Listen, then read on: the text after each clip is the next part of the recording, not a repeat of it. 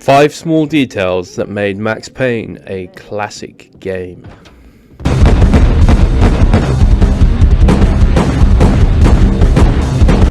Perhaps one of the things that the game is most remembered for, and one of its biggest selling points, was the Matrix-inspired bullet time, where if you were struggling in a gun battle, you could hit the right mouse button, spraying bullets at the enemies in spectacular slow motion.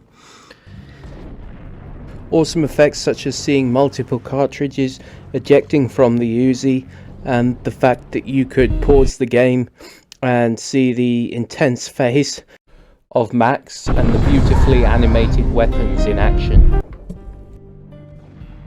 And speaking of AI, the various mobsters and SWAT teams that close in on you throughout the game, the enemy AI, well, what about those guys? Because they have brilliant digitized facial expressions, such as the ones you can see.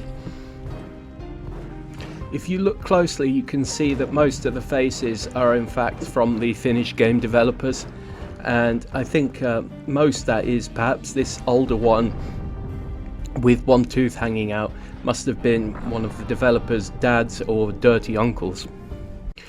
One of the other cool things about this game is certain scripted AI moments that really add richness to the game.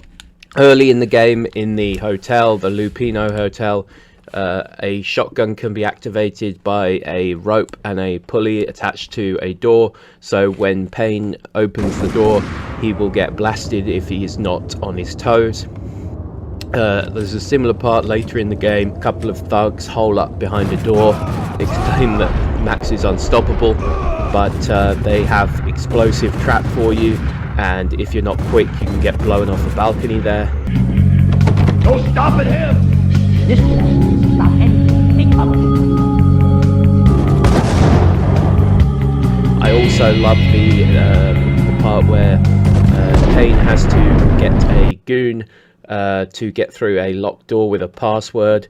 Once the goon says John Woo to get through the door, he alerts immediately it's a trap, and alerts his fellow goons, who take on Max, and the usual fighting ensues. So one other feature unique to the original Max Payne is the ragdoll physics of the enemy AI. It was great fun, and still is today, to blow them off their feet with pyrotechnics, or to send them flying backwards with some of the heavier caliber weaponry. These sandbox style physics mean that no two falls are the same, and you can combine it with the last enemy killed, slow motion, to try and get the most spectacular finale to each group of enemies. One feature that's not always closely observed in video games is atmosphere and mood. The first Max Payne game, the team behind it, Remedy, did not have a massive budget. So with limited resources, they did really well to create a brilliant film noir, nighttime New York feel. The whole game takes place in the night, and it's also important to notice that this is probably from a development perspective done so that there is less to render. So the Finnish developers actually visited New York a couple of times, took lots of photo and video, Street Station, and they did a really good job. The whole mood and feel of the game, albeit a gritty and dark New York at night, it was really just spot on. It really clicked together. And the great atmosphere of this game was captured in no better way from the intro, which is a great video to watch at the end of this one.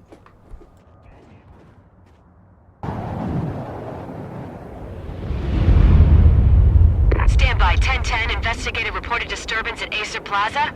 10-4 dispatcher, verify address. That's Acer Plaza, repeat, Acer Plaza.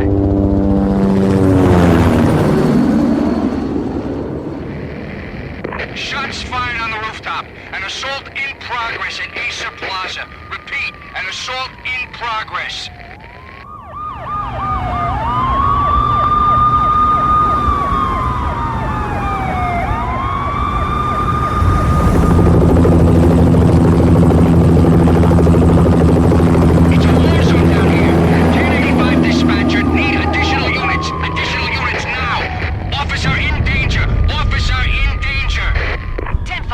Repeat, 10-5, all units, emergency. Officer in danger, Acer Plaza. Repeat, Acer Plaza, all units.